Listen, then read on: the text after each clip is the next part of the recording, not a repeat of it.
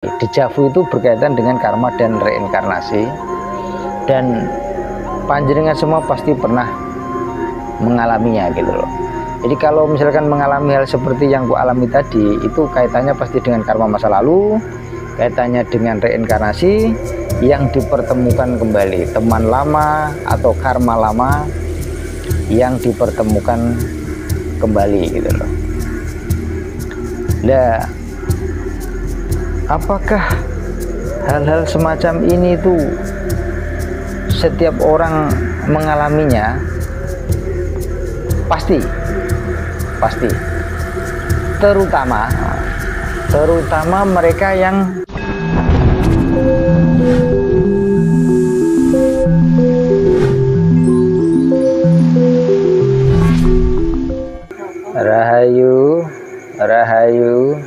Rahayu.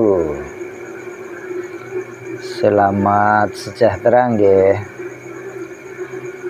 Ketemu lagi dengan Sri Teguh Bunga Dharma. Kali ini kita akan melanjutkan sharing ya, berbagi cerita. Semoga ini pun bisa menginspirasi panjenengan semua. Cerita ini pun dia berdasarkan pengalaman pribadi, dan aku yakin panjenengan semua pun pasti pernah mengalaminya gitu loh. Aku akan berbagi pengalaman tentang yang mungkin selama ini disebut dengan istilah dejavu nggih. Dejavu atau apapun bahasanya nggih. Kalau nggak salah itu mungkin termasuk bahasa Perancis itu nggih. Istilah Perancis yang suatu pertemuan kembali atau suatu memori yang muncul lah gitu ya. Dan ini sebenarnya tentang memori ya, tentang perluasan kenangan atau memori ya, baik masa lalu maupun tentang masa depan. Aku pernah mengatakannya bahwa masa lalu dan masa depan itu keduanya adalah memori ya, gitu. Dan ini juga tidak bisa dilepaskan dari pemahaman atau suatu proses tentang reinkarnasi ya. Jadi dejavu ini adalah semacam suatu kenangan yang muncul atau memori yang muncul, yang seolah-olah itu kalau kita misalkan bertemu seseorang, meskipun baru pertama kali, tapi kita merasa kita pernah bertemu sebelumnya, kita pernah mengenalnya, atau kita berada di suatu tempat atau berada di situasi yang kita tuh merasa kita sudah pernah mengalaminya gitu. Semacam itulah gitu loh. Nah, itu dejavu gitu. Dan ini semua adalah memori ya. Baik memori masa lalu maupun memori masa depan gitu loh. Dan ini bagian daripada juga pengalaman tentang atau pemahaman tentang reinkarnasi atau kejadian tentang reinkarnasi. Aku yakin panjenengan semua pernah mengalaminya nggih. Aku yakin panjenengan semua pernah mengalaminya. Nah, aku akan menceritakan ini pada saat salah satunya itu ketika aku masa di Bali nggih.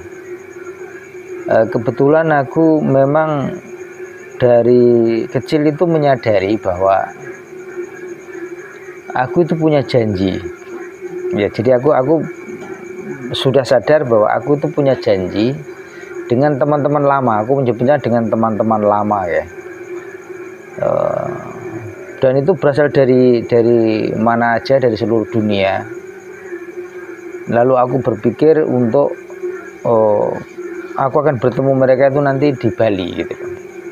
Itu kenapa dalam videoku sebelumnya aku mengatakan kan ketika aku mendapatkan petunjuk untuk pergi ke arah timur, ingat ya, aku tinggal di Pati ya, aku diminta untuk dapat petunjuk untuk pergi ke timur. Aku berpikir untuk pergi ke Bali. sampai akhirnya aku tertahan di Surabaya dan akhirnya aku bertemu yang guru Estini gitu. Nah, baru pada 2008 aku bisa pergi ke Bali untuk bertemu dengan teman-teman lama atau janji lama atau karma lama ya. Dan aku menyadari betul hal ini gitu loh.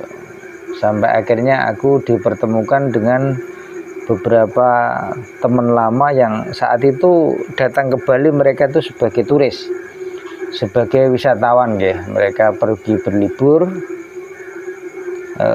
tapi juga mereka punya ketertarikan terhadap spiritual. Mereka punya pemahaman spiritual, mereka juga punya ketertarikan spiritual. Dan ketika mereka pertama kali bertemu denganku, aku menyadari mereka ini teman lama, dan inilah orang-orang yang selama ini ku tunggu dan ku yakini aku akan ketemu. Dan begitu pula mereka ini juga merasakan hal yang sama. Mereka merasakan bahwa ketika bertemu denganku, mereka pun merasakan bahwa ini bagian pertemuan lama yang ketemu kembali gitu loh. Teman lama yang bertemu kembali gitu loh. Dan dalam benak mereka pun menyadari sepertinya mereka ada di dalam satu situasi yang sudah pernah dialami gitu loh. Ini pengakuan mereka gitu. Nah, aku akan menceritakan beberapa dari mereka. Aku tidak bisa menyebut nama ya, tidak bisa menyebut nama. Tetapi ada beberapa kejadian yang cukup berkesan sehingga aku bisa menyebutnya sebagai aku punya janji dengan teman lama gitu loh. Tapi rata-rata janji dengan mereka ini adalah bahwa aku akan berbagi atau mengajarkan mereka beberapa hal yang berkaitan dengan spiritual, yaitu misalkan salah satu yang paling sering adalah tentang meditasi dan yoga. Meditasi dan yoga. Jadi pemahaman spiritual khususnya dalam hal meditasi dan yoga gitu loh. Nah, selama ini itu seperti itu. Salah satunya itu adalah seorang wanita dari berkewarganegaraan Australia ya. Berwarga negara Australia. Ketika pertama kali ketemu, lalu kami membicarakan tentang spiritual khususnya meditasi dan yoga. Pada satu titik aku memberikan suatu pesan seperti ini, bahwa apa yang dia jalani saat ini atau profesi dia atau pekerjaan dia itu sebenarnya tidak pas gitu loh waktu itu. Lalu aku meminta dia untuk menggeluti profesi yang lain. Lah untuk meyakinkan dia dan untuk memandu dia dalam meyakinkan untuk alih profesi itu tadi, aku meminta dia untuk berlibur atau berkunjung ke daerah Himalaya Tibet. Waktu itu aku meminta dia untuk pergi ke wilayah Himalaya Tibet. Ya, jadi India, Himalaya dan Tibet di area sekitar sana. Dan ternyata dia pergi beneran gitu loh. Tahun depannya dia pergi beneran ke sana pada saat masa liburan. Lalu waktu itu aku memang berpesan bahwa pada saat nanti kamu di sana, kamu berdoa atau menyendiri atau meditasi di suatu tempat tertentu yang memohon petunjuk atau katakanlah bermeditasi untuk penyelarasan diri apa yang harus dilakukan. Nah, nanti dia akan mendapatkan semacam insight ya, semacam suatu visi tentang apa yang harus dia lakukan gitu loh. Dan setahun kemudian setelah dari sana itu dia langsung pergi ke Bali. Pulang dari sana itu langsung mampir ke Bali, mencariku kembali dan mengatakan bahwa dia mendapatkan suatu beberapa pesan dan aku menerjemahkan pesan itu, dan aku mengatakan dia bahwa sebaiknya kamu berprofesi menjadi seorang pemandu meditasi dan yoga. Akhirnya dia belajar tentang meditasi dan yoga, diperdalam sampai akhirnya dia bisa menjadi pemandu untuk orang lain gitu. Sampai sekarang, sampai aku membuat video ini, dia masih berprofesi seperti itu gitu loh. Dan dia merasa lebih happy, dia merasa lebih nyaman. Kalau orang sekarang menyebutnya apa ya? Dia merasa menemukan passionnya. Dia menemukan passionnya dalam profesi itu gitu loh. Dalam profesi itu. Jadi dulu dia itu memang pernah istilahnya itu dilahirkan di wilayah sekitar sana, dan dia memang punya ketertarikan di dalam hal spiritual gitu loh. Makanya dalam kehidupan sekarang aku meminta dia untuk alih profesi menjadi seorang pemandu meditasi dan yoga, dan dia mendapatkan pencerahan, insight itu ketika meditasi di suatu wilayah di daerah Tibet Himalaya gitu loh. Itu salah satu, dan itu sangat berkesan sekali, sangat berkesan sekali. Bahkan sampai sekarang pun kadang-kadang kami masih berkontak gitu loh. Oh ya, saat ini dia itu tinggal di Melbourne, kan dia berasal dari Perth, tapi sekarang sejak dia berprofesi sebagai pemandu meditasi dan yoga, dia pindah tinggal di Melbourne. Gitu loh. Itu salah satu contoh yang aku merasa aku punya janji untuk memandu, untuk katakanlah memberi pencerahan dalam bidang spiritual, dan salah satunya adalah wanita ini gitu loh. Aku tidak bisa menyebut nama ya. Nah, dia saat ini pun aktif di sosial media, khususnya di Instagram ya. Di Instagram itu dia banyak katakanlah memposting profesinya dia gitu loh, apa yang dia lakukan gitu. Itu salah satu kejadian pertemuan dengan teman lama yang sebenarnya itu ya pertemuan pertama kali, tapi sebenarnya itu teman lama, janji lama gitu loh. Aku pun di video sebelumnya pernah menyinggungnya masalah seperti ini gitu loh. Nah itu salah satunya. Lalu yang kedua yang menarik kembali itu adalah aku juga pernah bertemu dengan seorang wanita yang kalau ini memang dari Melbourne gitu loh. Dari Melbourne, yang waktu itu persis seperti yang pertama tadi, bahwa dia punya ketertarikan pada spiritual, lalu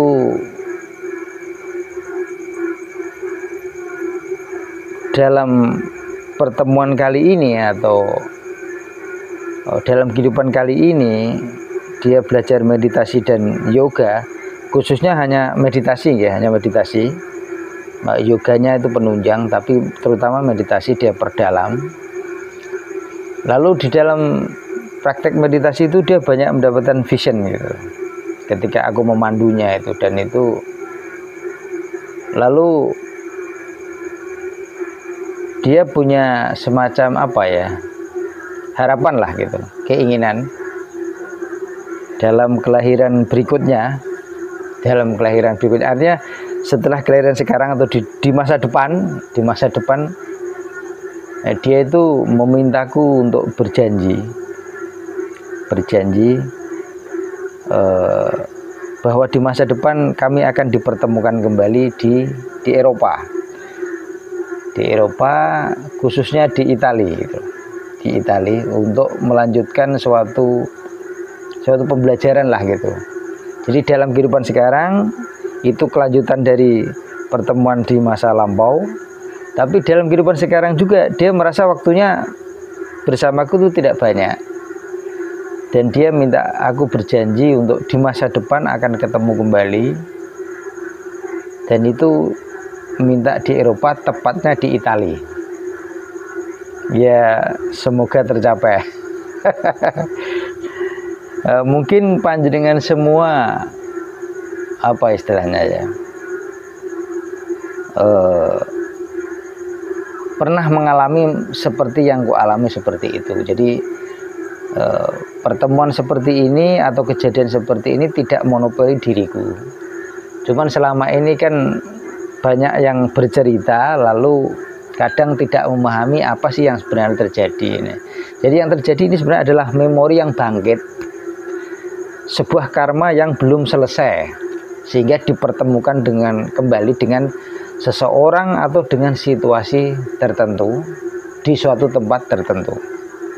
Dan itu juga memang bisa dilanjutkan untuk di kehidupan yang akan datang. Nah, itu adalah kembali kepada pembelajaran tentang karma dan reinkarnasi gitu loh. Panjenengan dapat melihat di videoku sebelumnya gitu loh.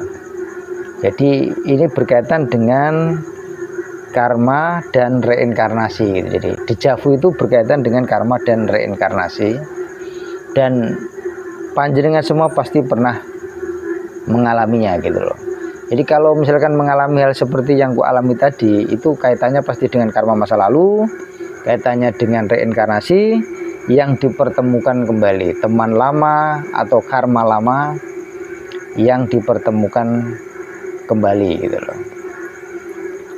Nah, apakah hal-hal semacam ini tuh setiap orang mengalaminya? Pasti.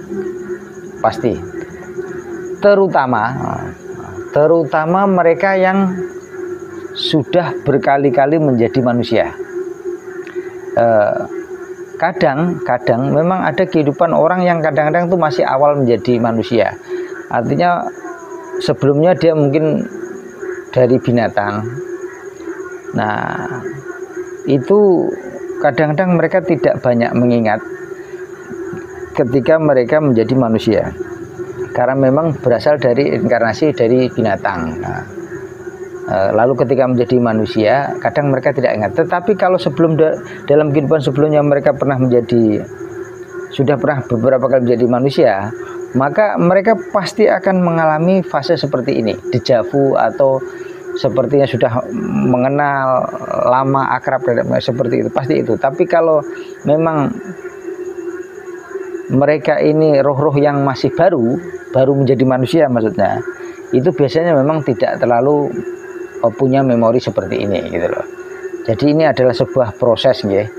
Jadi panjenengan semua kalau misalkan belum mengalami seperti yang ini, mungkin saja itu ada dua hal.